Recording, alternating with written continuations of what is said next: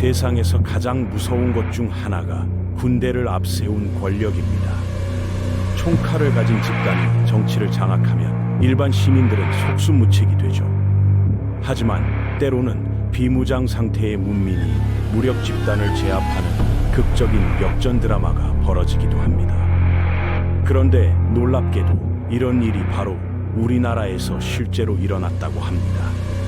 자, 그럼 지금부터 30년간 이어진 군인 통치를 단숨에 종식시킨 놀라운 이야기를 시작해 보겠습니다.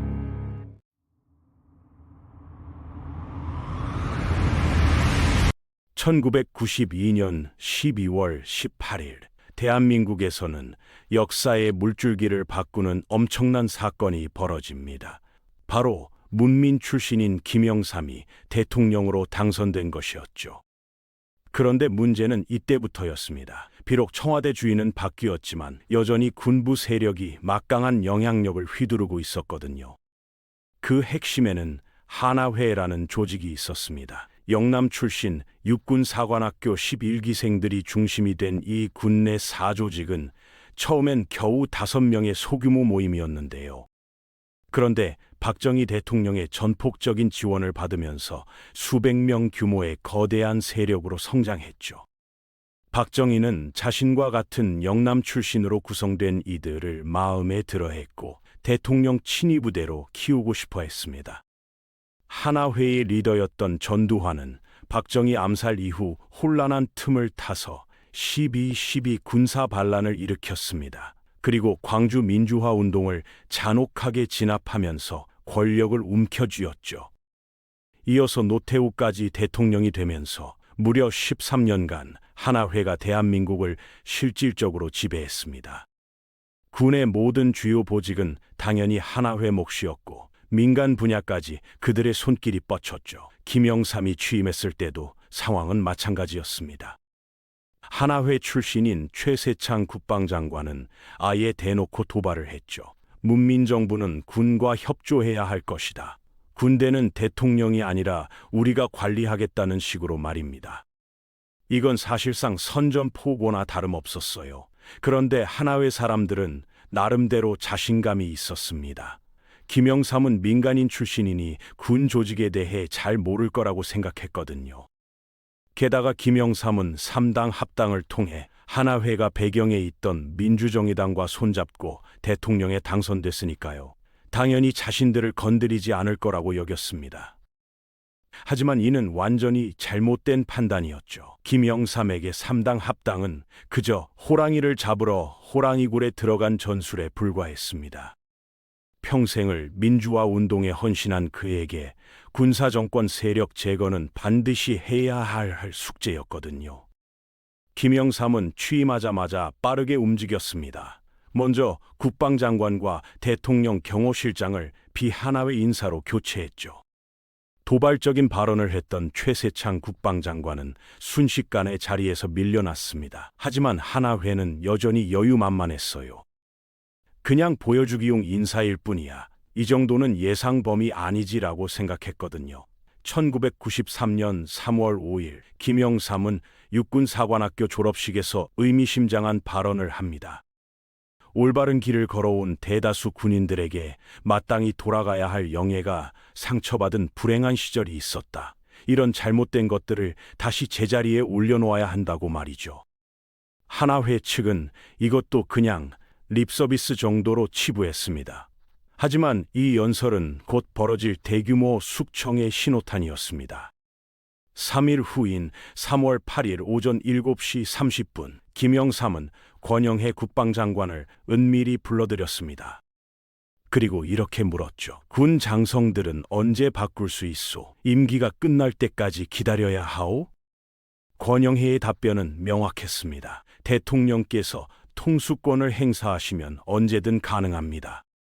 김영삼은 곧바로 결단을 내렸습니다. 그럼 육군 참모총장과 기무사령관을 오늘자로 바꿔주시오. 권영해 장관도 깜짝 놀랐어요. 어느 정도 각오는 했지만 이렇게 급작스럽게 단행될 줄은 몰랐거든요.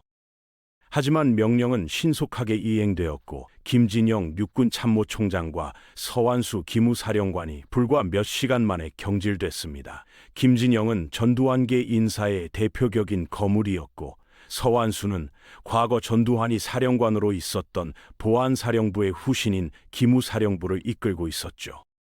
기무사는 군뿐만 아니라 민간인 정보까지 수집하고 심지어 대통령과 독대할 권한까지 가진 막강한 권력기관이었습니다. 그런 실세들을 단칼에 자르고 비하나회 인사들을 후임으로 임명한 것이었어요. 특히 서완수 기무사령관은 한창 회의 중에 경질 소식을 들어야 했습니다. 다음 날 청와대 회의에서 창백해진 측근들을 보며 김영삼은 너희들도 많이 놀랐지 라고 웃으며 말했다고 전해집니다. 그런데 아무리 대통령이라고 해도 이런 깜짝 인사는 위험천만한 일이었어요. 막강한 권력을 가진 하나회에서 거센 반발이 터질 수 있었거든요. 하지만 그들은 여전히 김영삼을 우습게 봤습니다. 좀 아프긴 하지만 그냥 국면 전환용 이벤트야. 지금 내정 문제로 골치 아픈데 관심 돌리려는 거지. 이게 마지막일 거다라고 생각했죠. 그러나 김영삼은 전혀 멈출 생각이 없었습니다. 3주 후 기무사를 향해 강력한 개편 명령을 내렸어요. 전두환이 앉아 있었던 보안사의 후신인 기무사를 그냥 두면 안 된다. 민간인 사찰을 금지하고 인원을 대폭 축소하라고 말이죠. 이 개편으로 기무사의 권한은 급격히 약화되고 3,000명 중 1,000명이 감축됐으며 대통령 독대권까지 폐지됐습니다. 그제서야 하나회는 사태의 심각성을 깨달았습니다. 다급하게 정보망을 동원해 김영삼의 계획을 알아보려 했지만 소용없었어요. 김영삼은 오직 자신과 최측근 서너 명에게만 이 사실을 알리고 극비리에 진행했거든요. 김영삼은 승부수를 계속 던졌습니다. 2월 27일 자신의 전 재산을 깜짝 공개한 데 이어 3월 18일에는 각종 장관급 인사와 국회의원들의 재산을 만천하에 공개했어요. 국민들은 충격에 빠졌습니다. 특히 군인 출신 의원들의 재산을 보니 과도하게 많았고 부동산 투기 의혹까지 불거졌거든요. 국민의 분노가 폭발하며 군 개혁 요구가 빗발치자 부정부패의 당사자인 하나회는 상대적으로 위축될 수밖에 없었습니다. 김영삼은 이때가 적기라고 판단했습니다. 4월 2일 하나회가 장악한 핵심 요직인 수방사령관과 특전사령관을 재빨리 교체했어요. 안병호 수방사령관과 김영선 특전사령관이 경질되고 두 직책 모두 비하나회 인사에게 넘어갔습니다. 이 숙청은 엄청난 의미를 갖고 있었어요. 수방사와 특전사는 유사시 중앙정부를 일순간에 마비시킬 수 있는 강력한 무력을 보유하고 있었거든요. 12.12 군사 반란 때도 핵심 역할을 했고 전두환조차 이들의 무력이 두려워 사령관 자리에 자기 사람만 앉혔을 정도였습니다. 즉 김영삼에게 대항할 수 있는 가장 강력한 두 집단이 단칼에 제거된 셈이었죠. 조금이라도 늦었다면 역풍을 맞을 수도 있었습니다. 숙청이 본격화되자 군 안팎의 기득권 세력들이 암묵적으로 연대해 김영삼에 맞서려는 움직임을 보였거든요. 하지만 신속한 숙청으로 그들의 핵심 세력은 이미 날아가 버린 상태였어요. 충격에 빠진 하나회는 한탄했습니다. 아니, 군 내부 사정도 모를 민간인 대통령이 어떻게 이렇게 치밀하게 군을 장악할 수 있는 거야? 사실 이는 완전한 오판이었어요. 김영삼은 군에 대해 모르기는커녕 아주 정통했거든요.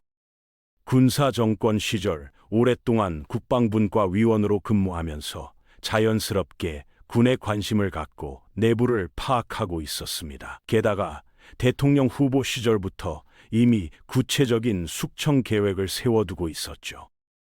그런데 아직 숙제가 남아 있었습니다. 수뇌부는 제거했지만 그 아래 하나회 장교들은 여전히 자리를 지키고 있었거든요. 하지만 곧 이들까지 일망타진되는 사건이 벌어집니다. 바로 하나회 명단 유출 사건이었어요. 4월 2일 아침 용산구 동빙고동 군인 아파트 단지에서 장교들이 출근길에 자동차 창문에 끼워진 괴문서를 발견했습니다. 육사 하나회 회원이라는 제목의 문서에는 현역 중장급 6명부터 20기 대령까지 총 142명의 하나회 회원 명단이 적혀 있었어요. 이 문서가 퍼지자 장교들은 충격에 휩싸였습니다. 사실 당시에는 하나회가 지금처럼 널리 알려져 있지 않았어요. 기껏해야 육사 11기 정도를 마지막으로 명맥이 끊어진 줄 알았거든요.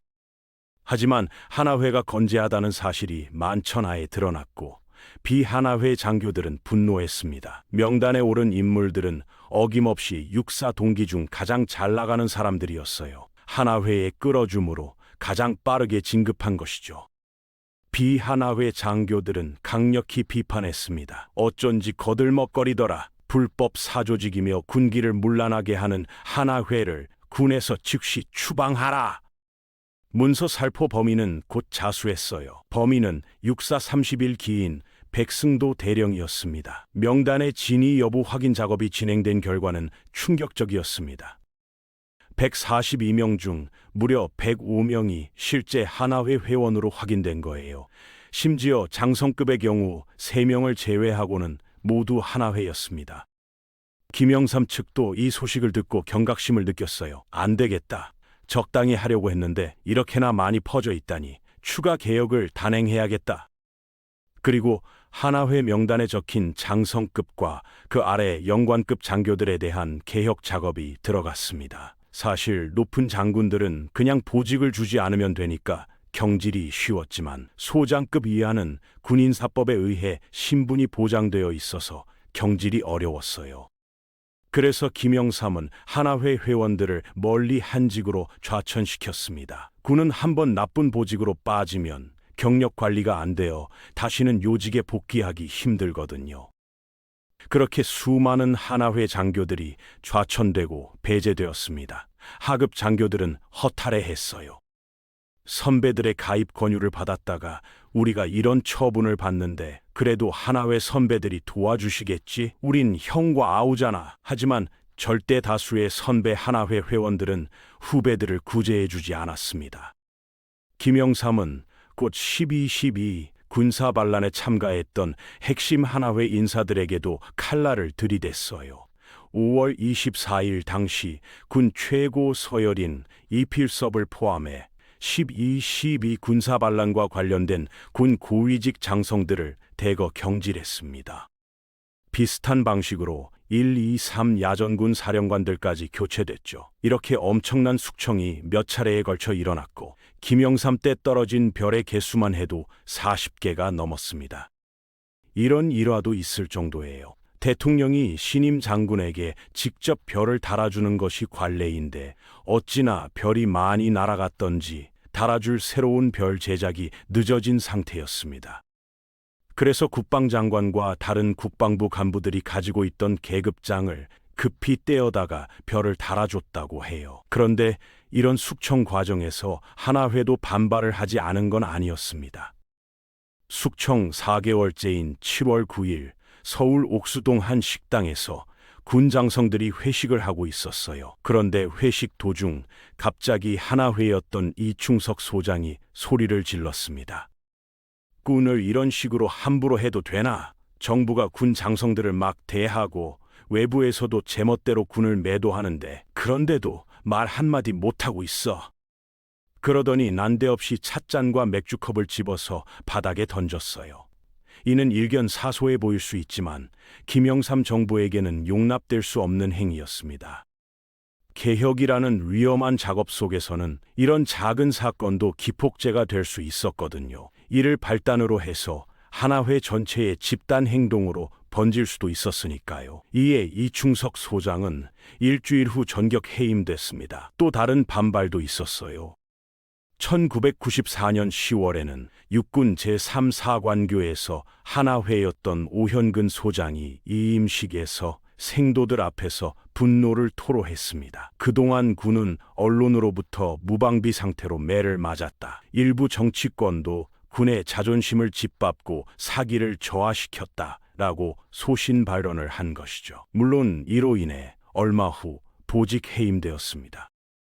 숙청 작업은 1994년까지 계속되었고 그렇게 김영삼은 도합 군단장급 62%, 사단장급 39%를 교체했습니다. 이는 대한민국 군대가 뿌리째 바뀌었다는 증거였어요. 또한 김영삼은 동시에 군 부패 척결에도 앞장섰습니다. 군 내 각종 비리를 수사해 총 23명의 군 장성이 각종 비리 혐의로 구속되었죠. 이런 1년여의 군 개혁으로 김영삼은 군인들을 정치에서 완전히 배제시켰습니다. 이는 국군을 완전히 문민 통제하에 두는 분수령이 되었죠. 이렇게 극적인 개혁은 사실 세계적으로도 정말 드문 일입니다. 지금도 미얀마, 이집트 등 많은 나라들이 군부를 통제하지 못해 쿠데타를 허용하고 군인 출신 인사들이 정권을 잡고 있으니까요. 그렇게 불과 2년도 안 되어 대한민국을 좌지우지하던 하나회는 명맥이 완전히 절단되었습니다. 이제 한국에서는 군에 의해 나라가 좌우되는 일을 거의 볼 수 없게 되었죠. 김영삼이 이렇게 숙청에 성공한 이유를 정리해보면 우선 최대한 숙청을 비밀로 유지했습니다. 이 때문에 하나회는 숙청 의도를 초기에 파악할 수 없었어요. 다음으로 시간을 주지 않고 매우 빠른 속도로 숙청을 진행했습니다. 시간을 주면 하나회가 세력을 규합할 여지가 생기거든요. 이런 전광석화의 숙청이 이루어질 수 있었던 것은 하나회가 방심하고 있었기 때문입니다. 김영삼이 하나회 배경에 민주정의당과 합당해 대통령에 당선되었고 민간 출신이라 군을 모르기 때문에 하나회 숙청이 어려울 거라고 오판한 것이죠. 모든 개혁에는 필연적으로 저항이 따릅니다. 군내 특수사조직인 하나회의 경우 언제든지 세력을 규합해 저항할 가능성이 높았어요. 따라서 그럴 시간적 여유를 주지 않고 전격적으로 숙청을 단행하는 것만이 최선의 선택이었다는 게 당시 김영삼의 판단이었습니다.